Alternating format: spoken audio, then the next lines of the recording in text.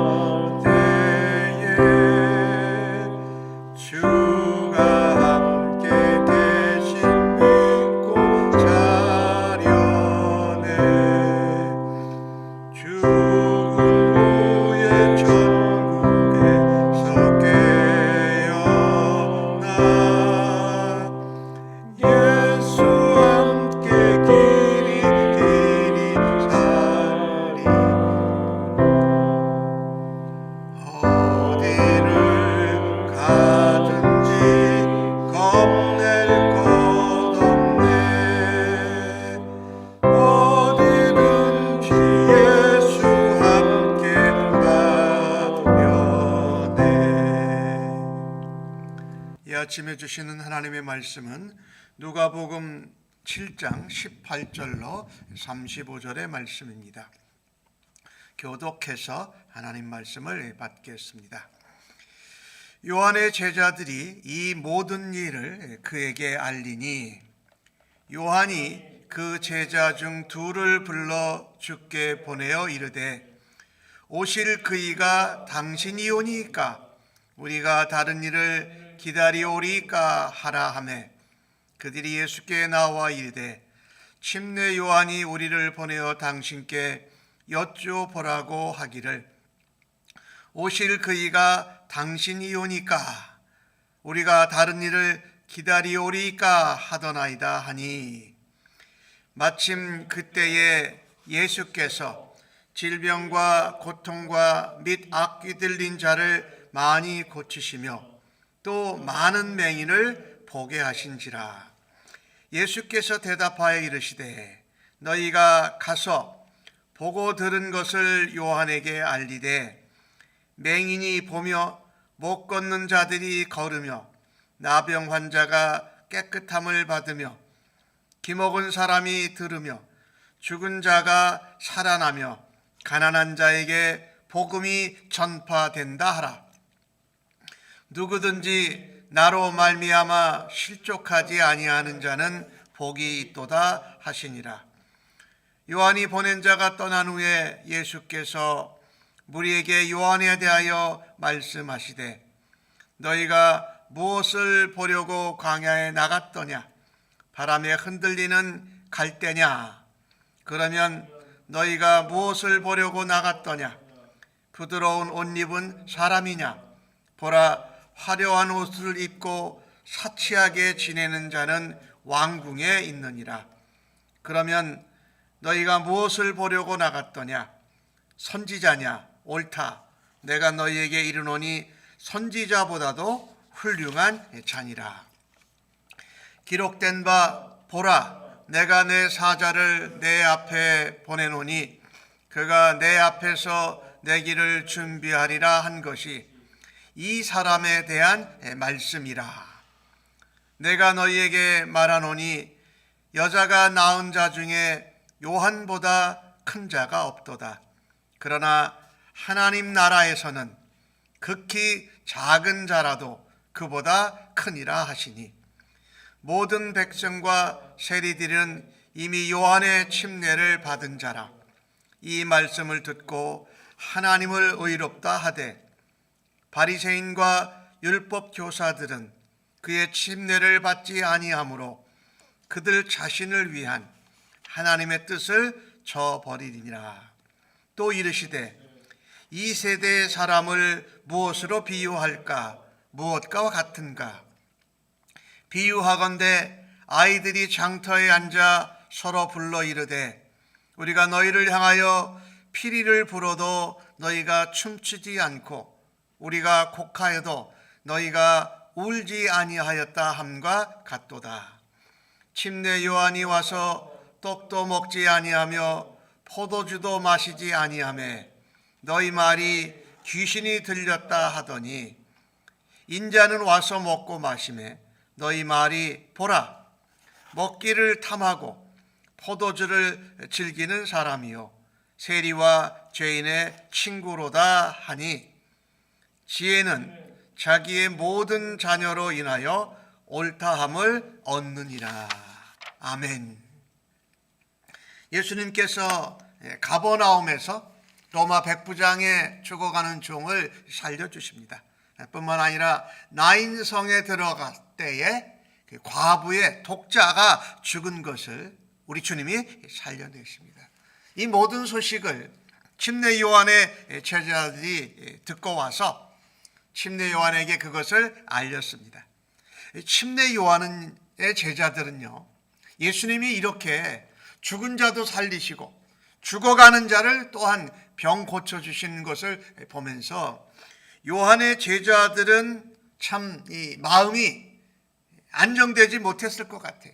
우리의 선생이신 침례 요한이 회개의 침례를 베풀어서 많은 사람들이 믿고 나오는데 침례 요한보다 더 늦게 온 예수라는 사람이 저렇게 죽은 자를 살리고 병을 고치고 귀신을 쫓아내는 일을 그들이 듣고 보았을 때에 뭔가 그 침례 요한과 그 제자들이 위축되지 않았을까요?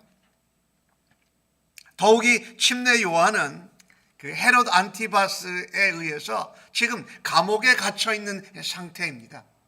왜냐하면 그 헤롯 안티바스가 자기 동생 헤롯 빌립의 아내 헤로디아를 이 아내로 맞아들였거든요. 침례 요한은 그것을 꾸지람했어요.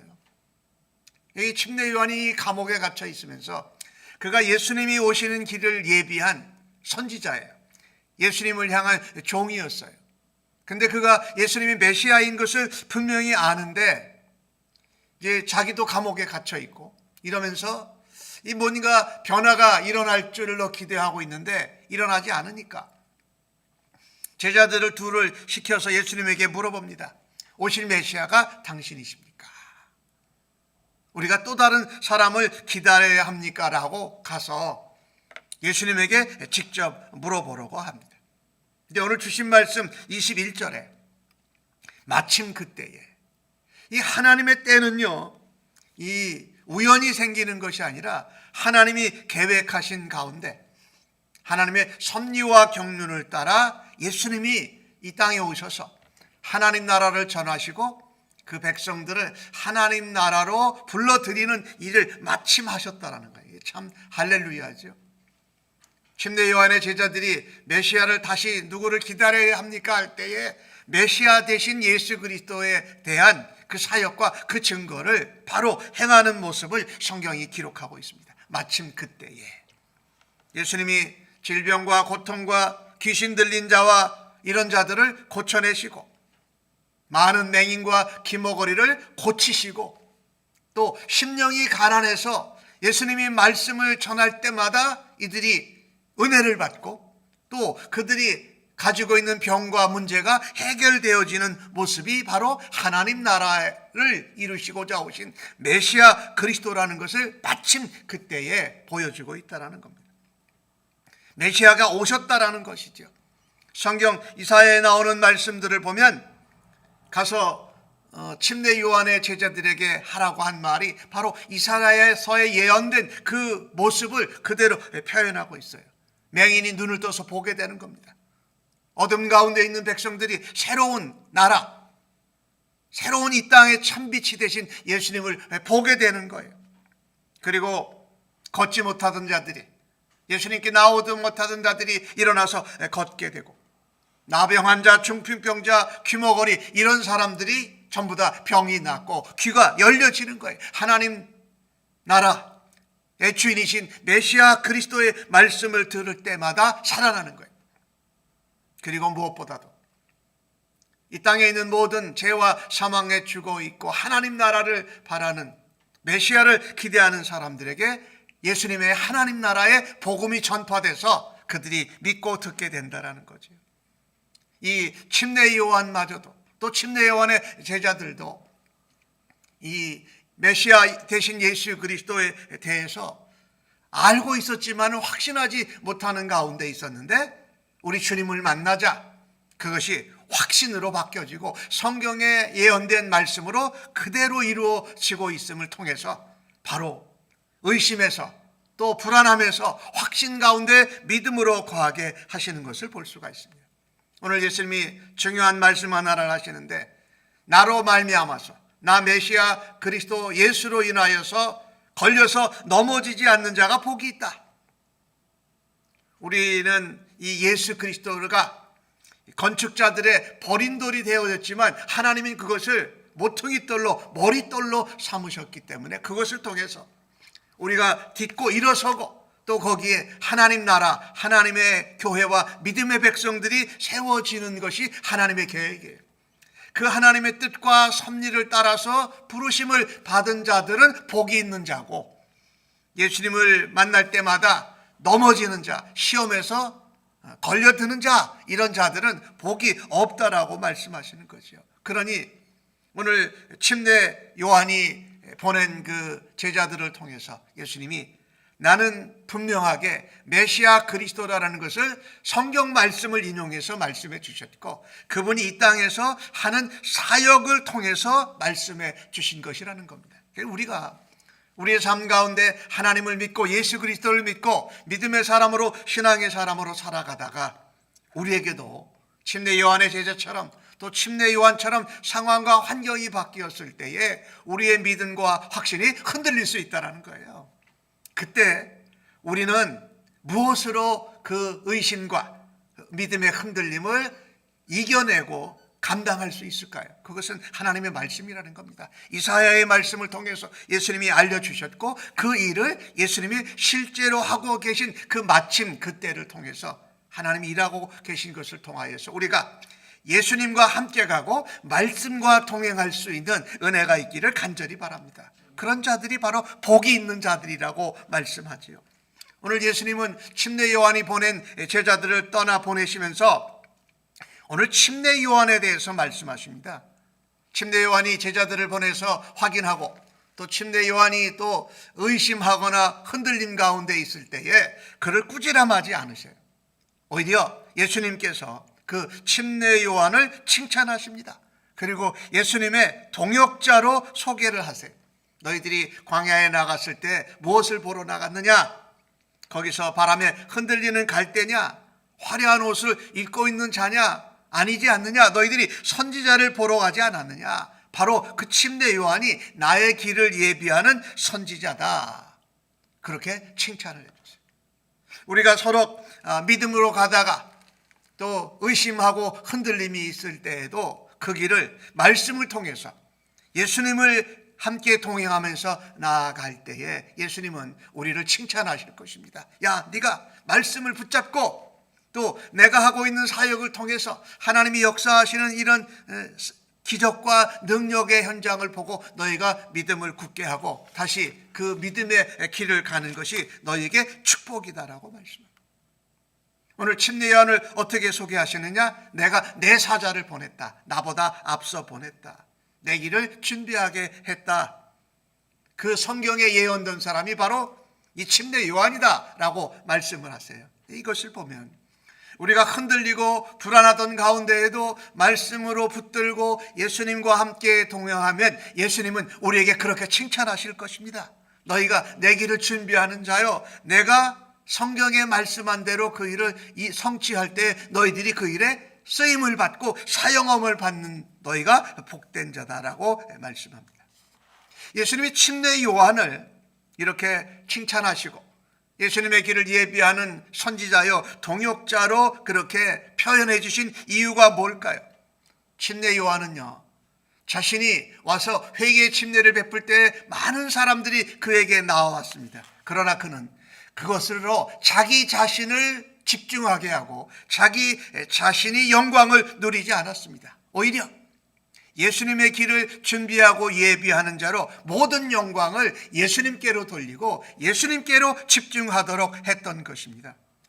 우리의 삶은요, 내가 예수님 믿고 구원받아서 예수님을 좀 표현이 이상합니다만 이용하고 활용해서 내가 높아지고 내가 많이 지고 내가 높아지는 것이 아니라 예수님을 가르치고 예수님을 드러내는 그런 이인자로서의 삶을 살아드릴 때에 우리는 예수님께 침례 요한과 같이 칭찬받고 예수님의 동역자로 사용함을 받는 영광과 특권을 누릴 수 있기를 간절히 바랍니다.